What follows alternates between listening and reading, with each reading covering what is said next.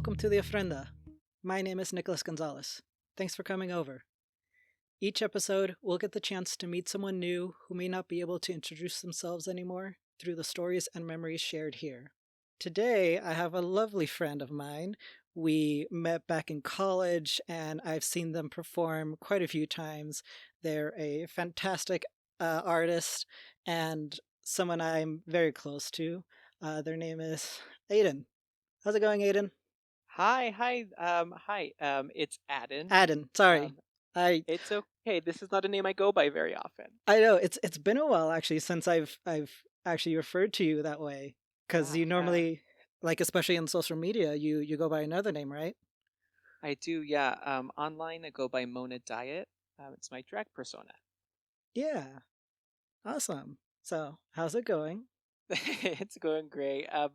I'm just happy to be working from home and that everybody around me has been, even though they've had some people have had COVID, like it's everybody's made it through. But I'm really excited to, bring someone up here that made an impact in my life. Yeah, well that's good.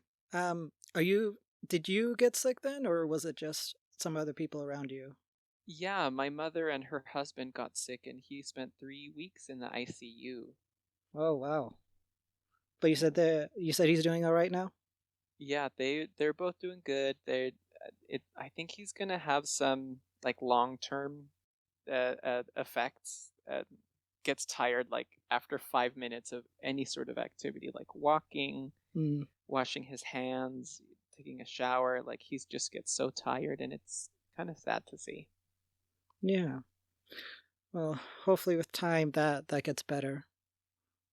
I actually haven't seen you in a long time. I think the last time was quite a few years ago because I was in between tours and coming to say hi.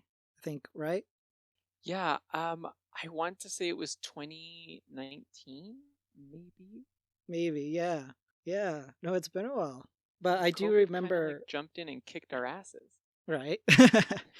I remember going to a couple of your shows before though. They were quite a lot of fun. Yeah, And having shows is was one of my favorite things to do, and I'm very happy that we've been able to stay connected, albeit throughout the years. Sometimes I feel like with theater, don't you feel like it doesn't matter how long it's been, but like Mhm. when you get to see someone again, it's just like you had seen each other the morning before. Exactly, yeah. Yeah, it's like every time I get to see you, it's just like, oh yeah, I get to see my friend again, and we catch up on anything that has happened in between, but like it's never awkward or anything like that. And I get to hear about all the fun new activities and stuff that you're doing. Yeah, it's and same to you. Like, what was your last tour before this happened? I was on the Anastasia tour when that had to stop and shut down. Hot damn. Yeah, Hot yeah. damn. Where had you gone so far? Uh, I had joined them after they had been on the road for a while. I had joined them in LA, and then we went to a few places in Arizona and then California again, and then we actually were up in Toronto for 6 weeks during the holidays. So that was an insane time. I miss Toronto. Everybody that I know that tours says Toronto is the best city, period. It is. And I mean, like, even being up there in winter, it was still a lot of fun because I hate the cold, but it was still Mhm. a lot of fun to go around because there was so many different things to do. And it was just a very open and welcoming place and very diverse. I remember Queen Street was the main street that I was staying on because I stayed at an Airbnb. Uh-huh. And I think it's like one of the longest streets in like North America, anyways, because it just goes down and never ends. But like all along the street, you see like a huge diverse of different shops and ethnicities represented. You'll have like a little like Ethiopian like restaurant next to like a small English bookstore next to a pub, and then right after that is like a sex shop, and then after that is just another like Taiwanese restaurant, and That's it's so much. I I'm so know, and jealous. I know, and it's so insane to like because we're used to seeing all of that stuff very segregated, like it's in one Mhm. area and that area only, but there it was just all together and very inclusive, so it was a lot of fun. Yeah. I'm I'm really jealous of you, Nick, that you've been able to tour, you know? Yeah. Well, I mean, you've got to do quite a bit of stuff here locally too. You started quite a few groups and stuff like that here, right? Yeah, I've started or been a part of probably like 6 or 7 drag troops, and shows, and I really have been able to do a lot here. I was part of initially when I got here, I auditioned for a few shows and it wasn't quite what I wanted. So I started drag with a competition through the house. Some of the people from the House of Starr House, Hmm. um, and then I met the bad kids and became a bad kid. Um, I did some shows at Metro with DJ Robbie Rob, Mayday, and Flame Fatale, and then oh my gosh, I've done brunches, I've done everywhere. I've been all around the city and nothing to the extent like you, Nick. So I'm excited that, you still come back and you treat me just like any one of your cool outdoor friends. Oh, you are my cool friend. Awesome. Cool. Well, who would you like to introduce today? So I would like to introduce someone from my extended drag family and actually one of the first drag queens I met. Their name is Vivaca Starr. They're amazing. They have had such an amazing love for drag, and they were a they had diabetes, and it was always like part of their story of their life of every moment. And I don't know how, but somehow she was at every event and multiple events a night and always showed out, and it was just one of those wild people that you always knew was going to be somewhere. Okay, cool. Yeah, they sound like a lot of fun. Yeah. Nice. When did you guys actually meet? Must have been 2012 when I came to Salt Lake City from college. I don't quite have like that first memory of them.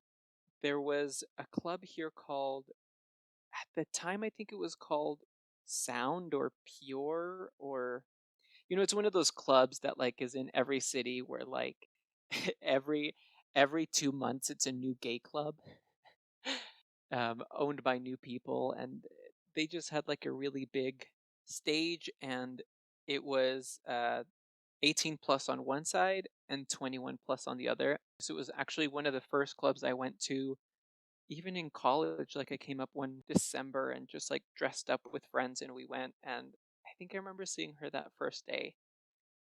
To describe her style, she was old school drag. Old school. She was actually pretty young, I think just like 1 or 2 years older than me, and I'm currently 31. Um, she was about my same height, so about 5'10", 6 foot, really thin. She always wore black hair, any AB crystals, and stretch sequins. But her favorite, and well, my favorite of her looks was when she would wear. Do you remember those jeans that had like all the bling on them? Oh yeah, with the writing and everything on them. Oh my gosh, yes. And Yeah. that's exactly what she would wear, but I don't it felt like she blinged them out herself. Oh, perfect. So they were DIY. just like exactly, just like super dragged out and rhinestones everywhere and their flare jeans and just a camisole. I don't know why she always wore that, but it was my favorite with the updo. like Yep. like a foot high with buns here and braids over there, and those like hairpins and beanchas is what I would call them, like the Oh yeah, it's like the big clips and stuff like that that would reach really far. yes, yes, those kinds of giant clips for the hair, and they were all rhinestoned by her. And I think one of my favorite stories that she's still infamous for um, is she was walking from one club to another and went out into the middle of the street. And everybody's like, Vivica, what are you doing? And then she's like, don't worry about it. And we just went into the club, whatever. When she came back inside, she was carrying a hubcap, a, Okay. a goddamn hubcap. And we were like, what the hell do you have that for? She said, I just found it in the road. I'm going to wear it. And lo and behold, a month later, the next time we went out, there was Miss Vivica Starr with a blinged goddamn hubcap on her goddamn head. Awesome. Well, she kept her word. She always did. She definitely kept her word. Awesome. Oh, that's funny. I I can only imagine what that would have looked like the first time you saw that hubcap blinged out just sitting on top of her head. Oh, that's great. Yeah. I I just remember um drag, if you don't know, and for your listeners, drag is very dramatic, and people fight all the time over the stupidest shit, and then it becomes serious shit, and then whatever. But Vivica somehow, no matter where she was, people never took her seriously, and it was just like, that's Vivica, whatever. And I didn't always feel her. You know what I mean? Like, she Mm, wasn't my style. She wasn't um probably back then I would have said like she's not edgy or cool or things like that. okay. Um but I grew up a lot throughout the years. I mean, I've been doing drag. I guess can quick question. Okay. Do any of us get to count last year for like As I think it's kind of like a leap year. It's kind of like that year that doesn't really exist.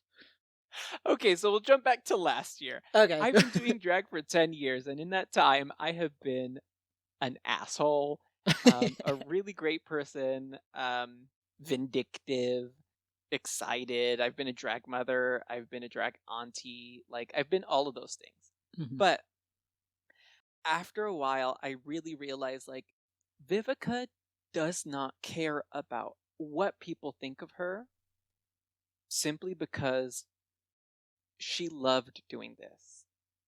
Mm. She loved showing her body in a way that just was loving, and it was a gift. It was her gift to everybody. And when I saw how ridiculous she wasn't the kind of person to really smile and giggle and run around the club, and I didn't know until later really how severe her case of diabetes was. And it makes sense looking back, right? How she wouldn't really run around the club when she was performing. It wasn't really very active. She didn't choose like dance numbers, which were really popular at the time. Mhm. She really chose ballads and this silly, stupid track of uh, it's a drag staple, the one with like the aliens. It's a really famous drag track. So it's aliens calling, and they're talking about some sort of anal play, and it's a stupid mix. I'm sure you've heard it or will see Probably. someone in drag perform it. Yeah, And probably. she would ever it was her favorite number. She would perform it everywhere at any moment whenever she could. But um just having realizing that someone is not like competing, if that makes any sense. Like maybe up until then I had been the kind of person that was always competing with someone, which I don't think is very healthy for someone to live under, especially like in the arts. There's no competition. No one's Yeah. So having that realization that, oh girl, Vivica's here to enjoy herself and make sure everyone around her is enjoying themselves, and I think that is is something that I'm pretty grateful for from Vivica. Yeah. No, and that I guess that makes sense like in hindsight now, reflecting on how she was before and her like her condition and everything else. I guess it makes a lot of sense. So you said that she was a lot of fun and everything. What I guess besides the hubcap, is there any other moment that kind of stands out to you as kind of like pure Vivica, as that's just who she is? Um, I guess I would say Vivica was bitchy. Bitchy Okay. as a motherfucker. But the thing is, Vivica didn't really talk a lot. It was the side eye, looking at you in that certain way, to read you or giving her opinion. She would never give her opinion. It would just be, what do you think about so and so? They did this and they did that and they did this and they did that. And she would look at you with her giant 301s and just like look you up and down and just smirk and look away. Nice. All right. I guess at that point it's one of those like silence is golden kind of situations. Yeah, silence is golden is, and maybe like, oh, you know how I feel about them. You don't need to be asking this question. Right, right. Yeah. That makes sense. So, I guess in your history with her, was she one of your drag mothers or an auntie? Or I guess just another companion or another friend? Um, well, no, she wasn't a drag mother or auntie or anything like that. Um, I wasn't even one of her very good friends. Like I wasn't someone that we would just hang out all the time outside of drag. She she she was pretty closed off for the most part.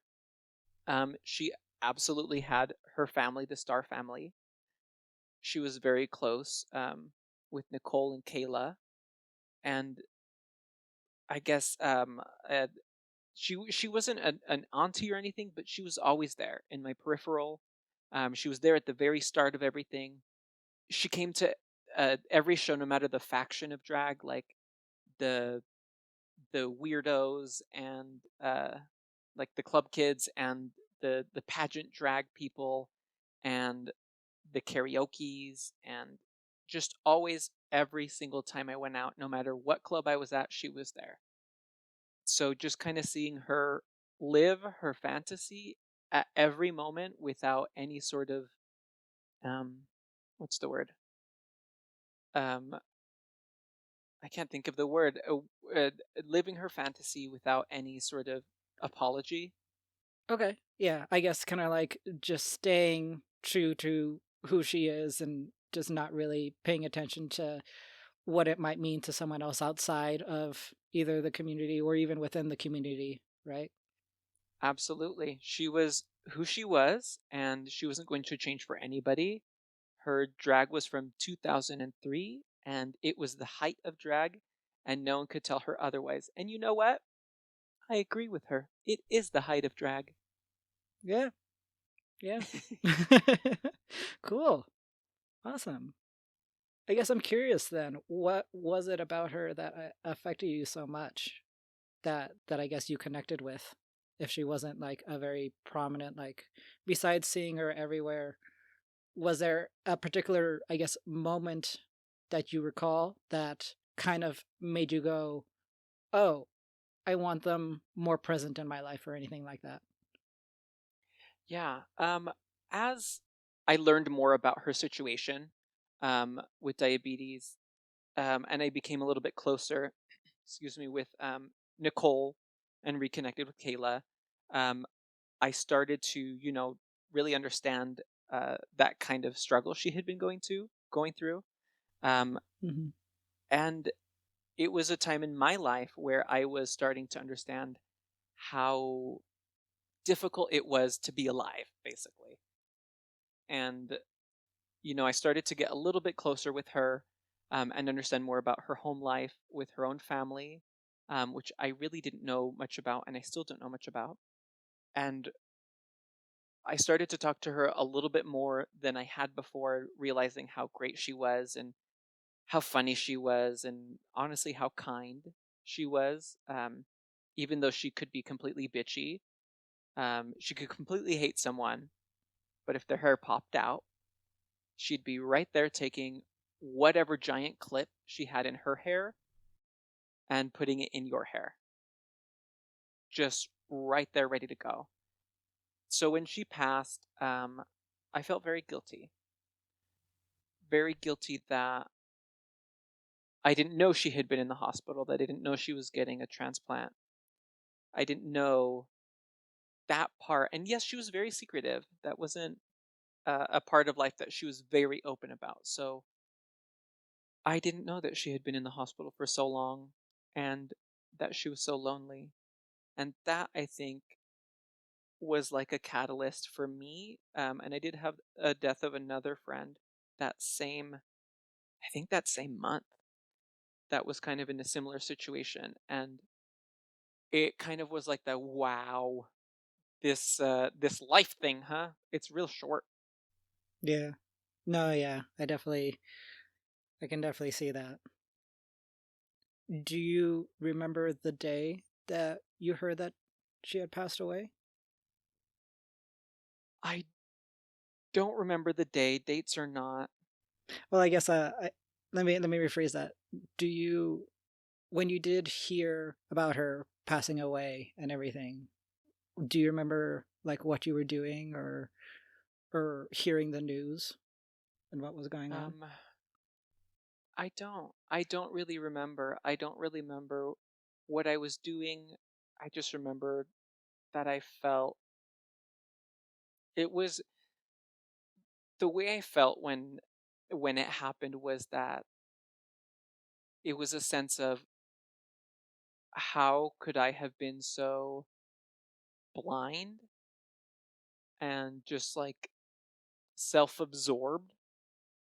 And with my other friend passing away that same month, June of 2019, so like literally right after Pride of 2019, it was a big slap in the face. So just this feeling of guilt. How could I have been so far removed? How did I not notice she wasn't at Pride?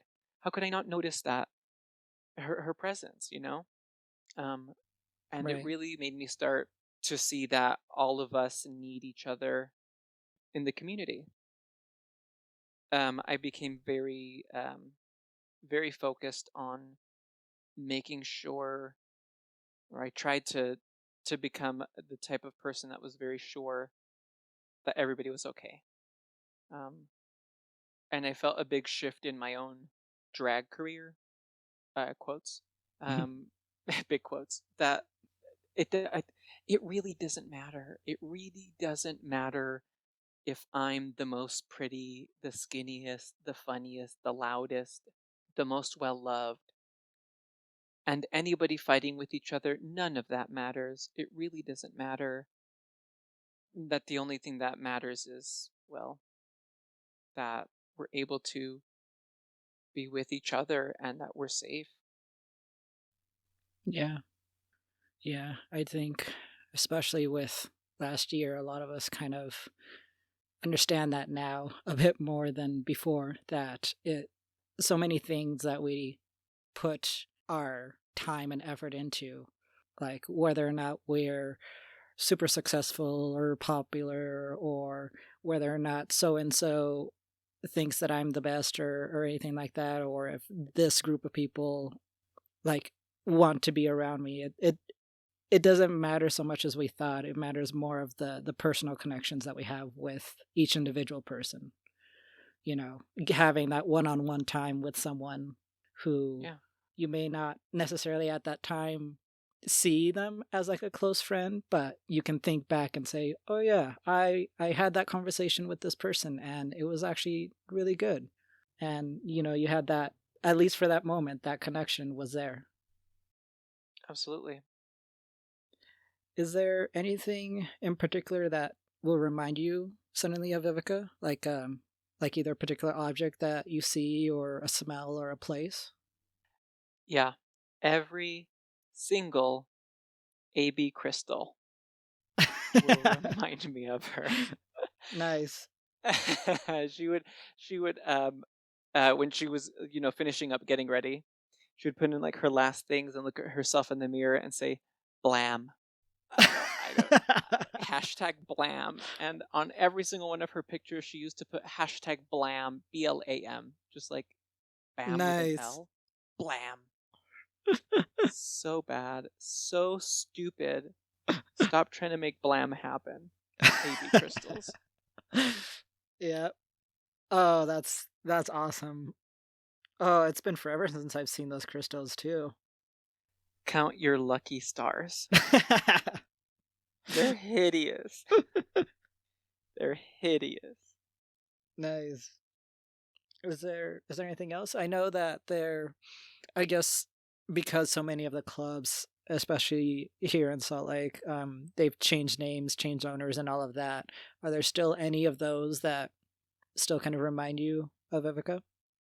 Um, Funny you should say that. The club that we all used to go to, Club Sound, Club Pure, at in the venues, another name it was called. That actually was torn down, uh, right after the pandemic started. So I went, I went when I found out it was being torn down, um, and just kind of stood outside, and I thought of Vivica, um, right on 200 West and 600 South, or sorry, 200 South and 600 West. I that void. I think that void will always stick with me of seeing that building just in rubble and thinking about her funeral, um, her little wake that we did just down the street at the Sun Trap, the Royal Court of the Golden Spike Empire. The RCGSE helped put that on, and her urn was there, and her urn, of course, was hot pink and covered in AB crystals. Of course. I'm sure that's what she wanted. Absolutely, it's what she wanted. So I'm curious. I know a little bit of the drag community. I know that it can be very divisive, especially when you go into the different styles of drag and stuff like that. And it sounds like Vivica was very much she wasn't a part of that. I guess now with her passing away, how have your views of that kind of mindset and just overall view of the drag community, how has that changed? If it has at all. Yeah, um, you're right. It can be very divisive through the styles. I think for me in particular, um, I've I've I feel like I am an equal opportunity lender. I love all of the styles for what they are. However, I don't think I think now, whenever I see someone who has decided to get up in whatever style of drag they are doing, is that now I see it as a completely valid form of the art. And I can't say that I always, in my deepest, darkest insides, thought that every style of drag was valid.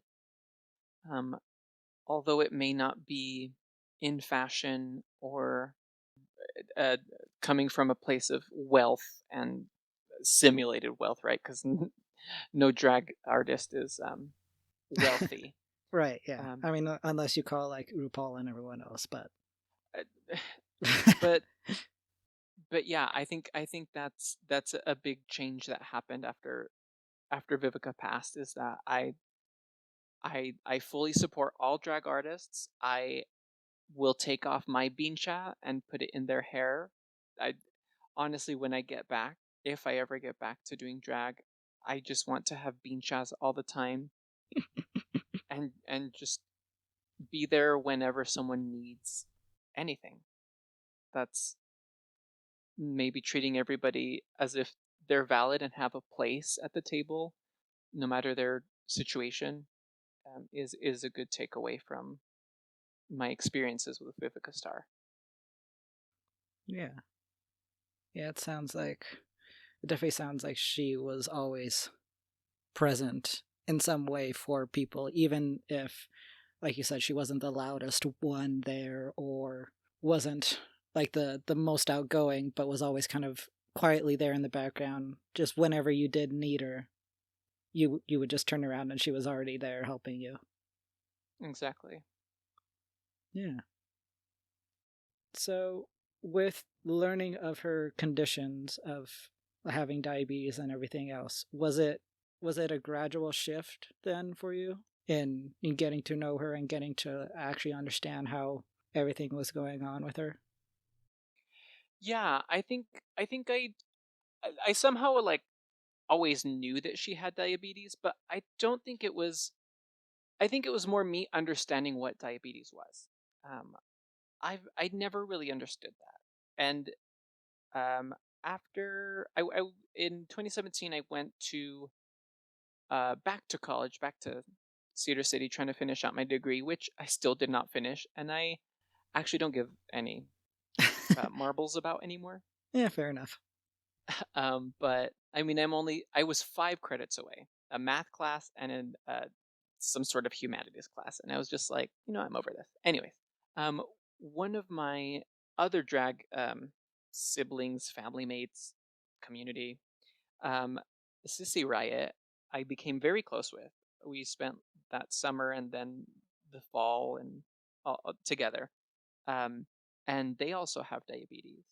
So, with us basically living together for a couple months, I understood what it was to have to completely change your diet and watch every single thing that you eat and check your glucose levels and be scared for a spike and have like insulin around the fast acting insulin. Like all of that started to make sense to me. So when I came back to Salt Lake City, um, I didn't look at her the same way, and that's absolutely my ableism talking, right? Um, Yeah. No, I it, it's definitely I actually have my mom has diabetes, and so I actually grew up around that environment, and she had it under control for the most part, but there were like a few places or a few things that now as I'm older I realized, oh, this is not just a weird quirk of hers. This is because she has diabetes. Like she always had a granola bar and candy on her at all mhm, times, no matter what, and she would never do any of the really active sports that sometimes me and my siblings and my dad would take part of mhm, because she had to watch what was going on. She always ate different than the rest of the family. She was always very mindful of what she ate and told us as kids because she had diabetes while she was pregnant with us, and so there's that risk factor for us to develop it later. mm, And so I actually grew up kind of with an understanding of what diabetes was. And but like you said, like later on, some things don't click until you're much older and you realize, oh, there's a reason why this is different. yeah, So yeah. But yeah, I do think that like it's interesting that having that time away from them and then coming back with new knowledge, you have that appreciation, which I think is actually something that a lot of us sometimes don't pay attention to. Is sometimes we may not understand someone, and that doesn't mean that they're a bad person or they're weird. It's just we just don't have all the knowledge, and then once we have it, hmm, we can see them in another light, in another point of view. absolutely. I completely agree with that. Is there anything else you want to talk about with Vivica or mention about her? No, I think I've said it all. I think I've Yeah, yeah, I think the only thing to drive in is that the person that rubs you the wrong way might just be the person that you end up liking the most later on. I can definitely agree. There are some people who, in my life specifically, I can think of a few where at first glance I did not like their attitude. I did not, or it wasn't even so much their attitude, it was more of they're very different than me. And Hmm. so I don't really want to spend that much time with them. Yep. But after some time and after seeing them in different situations, after seeing that they are someone reliable or someone who I can joke around with or someone who I can interact with in some positive way, it does change your mind frame like around that person. Yeah. Shifts that perspective, that perception. Yeah, definitely. Yeah. She's great. I miss her. I miss that I can't go out and just see her and uh, uh, just watch her sit with her drink and just side eye everybody at the club, no matter who you were, and just see her face tell you everything about how she felt about them.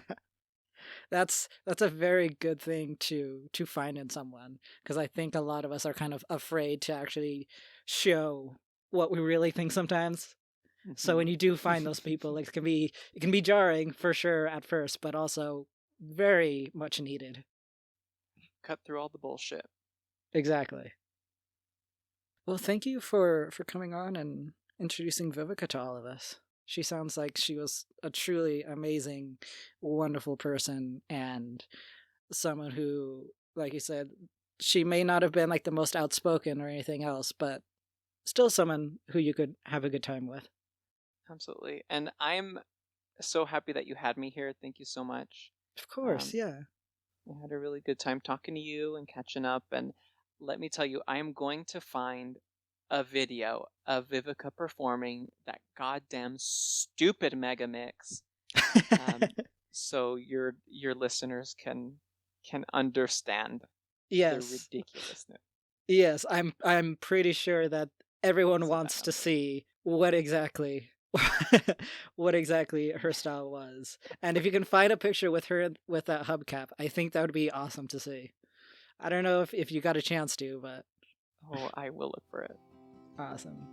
I will look for it for sure. Yeah, yeah, for sure. Awesome. Well, thank you again for stopping by. Thank you.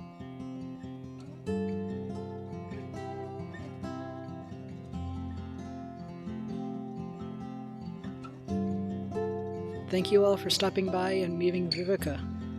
Please like, rate, and subscribe. If you want to reach out and share your own stories, feel free to email us at storiesattheofrenda@gmail.com. And you can follow us on Instagram, Facebook, and YouTube at Stories at the Ofrenda. Be safe out there, and we'll see you all soon. Te quiero.